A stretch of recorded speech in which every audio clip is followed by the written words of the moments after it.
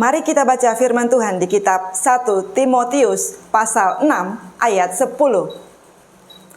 Karena akar segala kejahatan ialah cinta uang, sebab oleh memburu uanglah beberapa orang telah menyimpang dari iman dan menyiksa dirinya dengan berbagai-bagai duka. Sebagai hamba Tuhan, sebagai orang-orang yang percaya kepada Tuhan Yesus, mari kita menyadari bahwa setiap kita adalah hamba Tuhan, bukan hamba uang. Tetapi pada kenyataannya di zaman now, saat ini begitu banyak orang begitu memburu uang sampai menghalalkan berbagai macam cara. Bahkan tidak sedikit orang-orang yang katanya melayani Tuhan, sebenarnya hanya melayani diri mereka sendiri, hanya berfokus bagaimana supaya bisa mendapatkan uang dengan jubah pelayanan, dengan topeng seorang pelayan Tuhan. Firman Tuhan hari ini mengingatkan, menegur kita bahwa akar segala kejahatan ialah cinta uang. Jangan sampai kita yang menyandang gelar hamba Tuhan justru hanya mencintai uang dibanding Tuhan sendiri. Saya dan suami saya memiliki seorang kenalan.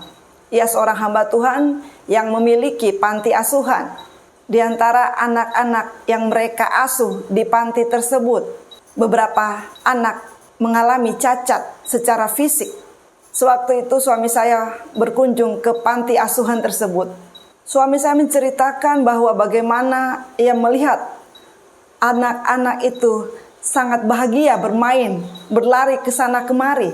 Sampai suatu ketika ia melihat temannya yang adalah seorang hamba Tuhan tersebut menerima telepon dari seorang yang kelihatannya seperti donatur.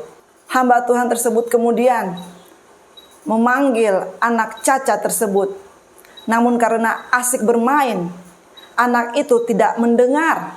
Tiba-tiba suami saya sangat terkejut melihat istri hamba Tuhan itu kemudian menarik secara kasar anak cacat tersebut. Dan kemudian mereka meminta suami saya untuk memotret anak cacat tersebut dengan mereka. Tiba-tiba hati suami saya berdebar-debar, tangannya gemetar. Ia tiba-tiba menyadari bagaimana situasi seperti ini digunakan untuk mendapatkan uang, mencoba mengeksploitasi, mengekspos anak-anak cacat supaya para donatur berbelas kasihan. Ternyata tidak semua yang kelihatannya baik di mata kita memiliki motivasi yang tulus. Suami saya menceritakan bagaimana ia melihat dengan mata kepalanya sendiri. Anak-anak itu diminta untuk berfoto bersama, anak-anak yang cacat. Kemudian foto tersebut langsung dikirim kepada donatur.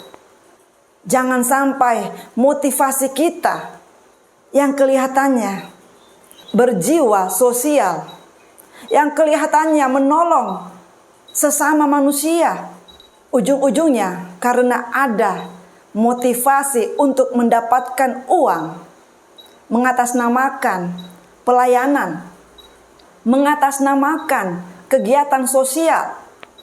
Kita harus menyadari bahwa kehidupan kita ini tidak akan selamanya di dunia ini. Ada yang namanya hukum tabur tuai. Segala motivasi kita suatu kelak akan terlihat juga oleh manusia, apalagi oleh Tuhan. Kalau kita melayani dengan motivasi untuk mendapatkan uang, kita tidak akan pernah terpuaskan oleh uang.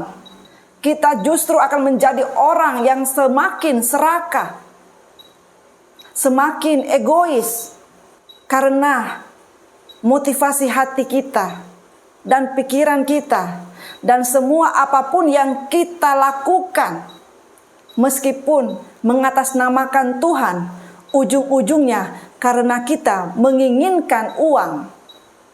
Kita tidak mungkin mencintai uang di saat yang sama kita mencintai Tuhan.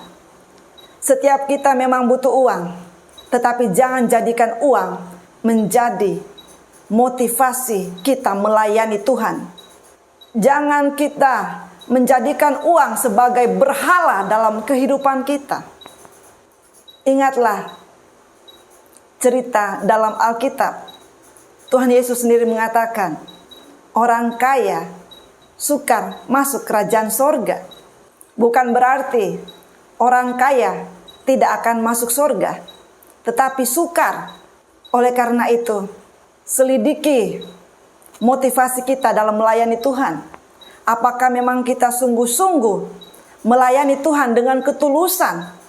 Karena kita merasa Tuhan yang memampukan kita untuk bisa bertahan hidup, hingga kita bisa berdiri, melakukan banyak aktivitas, bisa melayani sesama. Karena belas kasihan yang Tuhan taruh di dalam hidup kita. Bukan karena kita menjadikan ladang pelayanan adalah sumber untuk mencari uang. Tuhan tidak ingin kita menduakan dirinya. Tuhan ingin Dialah yang satu-satunya kita sembah, bukan yang lain, termasuk uang. Kalau dalam hati kita terlebih utama menginginkan uang dibandingkan menginginkan Tuhan, maka kita tidak akan bisa menyenangkan hati Tuhan, apalagi mengakhiri pertandingan iman kita sampai di garis akhir dengan tetap taat dan setia kepada Tuhan. Karena begitu kita mencintai uang dibandingkan mencintai Tuhan, maka sebenarnya kita sudah keluar jalur daripada tujuan Tuhan dalam hidup kita. Kehendak Tuhan adalah kita harus mengasihi Tuhan dengan segenap hati, dengan segenap kekuatan, dengan segenap akal budi kita. Tidak mungkin kita bisa mengasihi Tuhan kalau di dalam hati dan pikiran kita hanya uang dan uang.